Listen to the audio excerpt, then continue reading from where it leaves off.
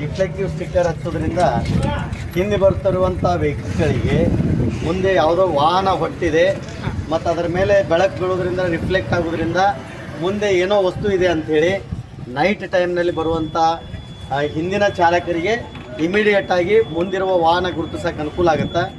ಇದರಿಂದ ಅಪಘಾತ ತಡೆಯೋಕ್ಕೂ ಸಹಿತ ಅನುಕೂಲ ಆಗುತ್ತೆ. ಥ್ಯಾಂಕ್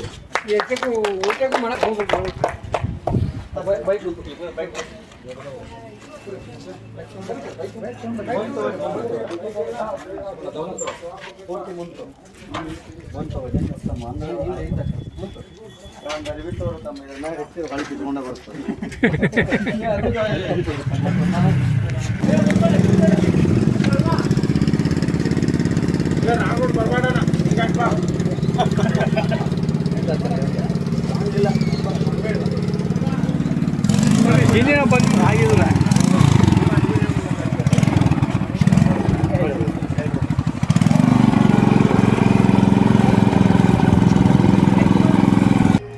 ಒಂದು ಹೆಲ್ಮೆಟ್ ಧರಿಸ್ರಿ, ಎರಡನೇದ್ದು ಸೀಟ್ ಬೆಲ್ಟ್ ಧರಿಸ್ರಿ, ಮೂರನೇದ್ದು ಇನ್ಶೂರೆನ್ಸು.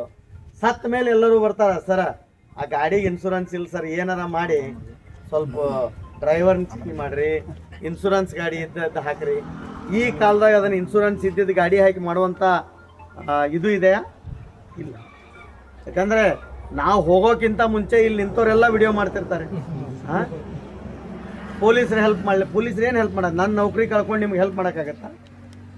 ಆಗಲ್ಲ. ದಯವಿಟ್ಟು ನೀವೇ ಇನ್ಶೂರೆನ್ಸ್ ಎಷ್ಟಪ್ಪ, ಮೋಟ್ರ್ ಸೈಕಲಿಗೆ 1,000 ಬೇಡ 1,200 ರೂಪಾಯಿ ಬರ್ಬೋದು, ಕರೆಕ್ಟಾ? 4 ವೀಲರ್ ಇದ್ದರೆ 4,000 ರಿಂದ 5,000 ರೂಪಾಯಿ ಬರ್ಬೋದು. ಅದು ಮ್ಯಾಕ್ಸಿಮಮ್ ಹೇಳತ್ತೀನಿ. ಭಾಳ ಹೊಸ ಗಾಡಿ ತೊಗೊಂಡಿದ್ದೆ ಅಂದ್ರೆ 15-20 ಸಾವಿರ ಇರುತ್ತೆ ಹೊಸದಾಗಿ ಮಾಡಿಸೋದು. ನಿಮ್ಮ ಇನ್ಶೂರೆನ್ಸ್ ಮಾಡಿಕೊಂಡ್ರೆ ನಿಮಗೆ ಆಕ್ಸಿಡೆಂಟ್ ಆದರೂ ಕವರ್ ಆಗಿರ್ತದೆ, ನಿಮ್ಮ ಮುಂದಿನವಂಗಾದ್ರೂ ಕವರ್ ಆಗಿರುತ್ತೆ. ನಿಮ್ಮಲ್ಲಿ ಆಕ್ಸಿಡೆಂಟ್ ಆದಾಗ ನಿಮ್ಮ ಹತ್ರ ಇನ್ಶೂರೆನ್ಸ್ ಇಲ್ಲದೆ ಅಪೋಸಿಟ್ನವಂಗಾದರೂ ಸಹಿತ ಈಗ ನ್ಯಾಯಾಲಯಗಳು, ಟ್ರಿಬ್ಯುನಲ್ಗಳು ಏನು ಆರ್ಡರ್ ಮಾಡ್ತಾವಂದರೆ ಅದೇ ಯಾವ ಗಾಡಿ ಇದೆ ಅದೇ ವ್ಯಕ್ತಿನೇ ಅವನ ಎಕ್ಸ್ಪೆನ್ಸಿಸ್ಸು ಬೇರ್ ಮಾಡಬೇಕು ಅಂತ ಎಷ್ಟು ಜಜ್ಮೆಂಟ್ಗಳನ್ನು ಕೊಟ್ಟಿದ್ದಾವೆ.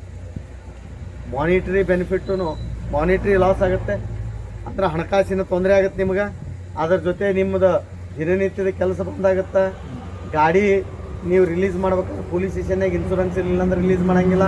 ನೀವು ಮತ್ತೆ ಕೋರ್ಟ್ಗೆ ಹೋಗ್ಬೇಕು, ಅಡ್ವೊಕೇಟನ್ನು ಬುಕ್ ಮಾಡ್ಕೋಬೇಕು, ಕೋರ್ಟ್ನಲ್ಲಿರುವಂಥ ಫೀಸ್ ತುಂಬಿಟ್ಟು ಆಮೇಲೆ ಮತ್ತೆ ನೀವು ನಿಮ್ಮ ಎಕ್ಸ್ಪೆನ್ಸಸ್ ಬೇರ್ ಮಾಡ್ಕೋಬೇಕು.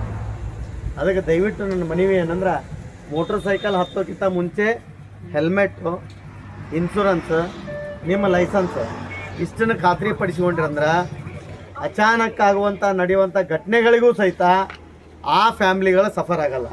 ನಾವು ಹೆಲ್ಮೆಟ್ ಹಾಕಲಿ ಅಂತ ನಮ್ಮ SP ಸಾಹೇಬರು ಪ್ರೆಸ್ ಮೀಡಿಯಾ ಇದನ್ನು ಕೊಟ್ಟರು, ಅವೇರ್ನೆಸ್ ಕಾರ್ಯಕ್ರಮಗಳನ್ನು ಮಾಡಿದ್ದೀವಿ ತಿಂಗಳಾನುಗಟ್ಟಲೆ. ದಿನಾಲೂ ಕೇಸ್ ಹಾಕ್ತಿದ್ದೀವಿ. ಆಲ್ಮೋಸ್ಟ್ 6-7 ಮಂತ್ಸ್ ಆಯಿತು. ದಿವ್ಸಕ್ಕೆ ಮಿನಿಮಮ್ 20 ವಿದೌಟ್ ಹೆಲ್ಮೆಟ್ ಕೇಸ್ ಹಾಕ್ತೀವಿ. ಇಷ್ಟೆಲ್ಲ ಹಾಕಿದಾಗೂ ಸಹಿತ ಆದ್ರೆ ಸಾವಿನ ಸಂಖ್ಯೆ ಏನರ ಬದಲಾವಣೆ ಆಗೈತಿ, ಆಕ್ಸಿಡೆಂಟ್ಸ್ ಏನರ ಬದಲಾವಣೆ ಆಗ್ಯಾವ, ಕೈಕಾಲು ಮುರ್ಕೊಂಡವ್ರದ್ದು ಏನರ ಕಮ್ಮಿ ಆಗಿದೆ. ಅದಕ್ಕೆ ದಯವಿಟ್ಟು ನಿಮ್ಮಲ್ಲಿ ಇಲಾಖೆಯಿಂದ ಮನವಿ ಮಾಡಿಕೊಳ್ಳೋದು ಏನಂದರೆ, ಸುರಕ್ಷತಾ ಕ್ರಮಗಳನ್ನು ಅಳವಡಿಸ್ಕೊರಿ, ನಿಮ್ಮ ಜೀವವನ್ನು ಸೇಫ್ ಇಟ್ಕೊಳ್ರಿ, ನಿಮ್ಮ ಜೀವದ ಜೊತೆ ನಿಮ್ಮ ಕುಟುಂಬವನ್ನು ಸೇಫ್ ಇಡ್ರಿ. ಯಾಕಂದ್ರೆ ನೀವು ಮನೆಗೆ ಹೋಗ್ತೀರಿ ಅಂಥೇಳಿ ನಿನ್ನ ಮಕ್ಕಳು ಕಾಯ್ತಿರ್ತಾವ, ಹೆಂಡತಿ ಕಾಯ್ತಿರ್ತಾಳ, ಮನ್ಯಾಗ ಅಪ್ಪ ಅಮ್ಮ ಕಾಯ್ತಿರ್ತಾರ, ನಿಮ್ಮ ಸಂಬಂಧಿಕರು ಕಾಯ್ತಿರ್ತಾರೆ. ಅವರಿಗೋಸ್ಕರನಾದ್ರೂ ಸಹಿತ ನೀವು ಸುರಕ್ಷತೆಯಿಂದ ವಾಹನ ಚಾಲನೆ ಮಾಡಿರಿ, ಸುರಕ್ಷತಾ ಕ್ರಮಗಳನ್ನ ಅಳವಡಿಸ್ಕೋರಿ. ಯಾವ ಇನ್ಶೂರೆನ್ಸು ಲೈಸೆನ್ಸ್ ಮಾಡಿಸ್ಕೊಂಡಿಲ್ಲೋ ಇನ್ನು ಮುಂದೆ ಆದರೂ ಮಾಡಿಸ್ಕೋರಿ ಅಂತ ಹೇಳ್ತಾ ಈಗ ಇಲ್ಲಿ ಕರೆದು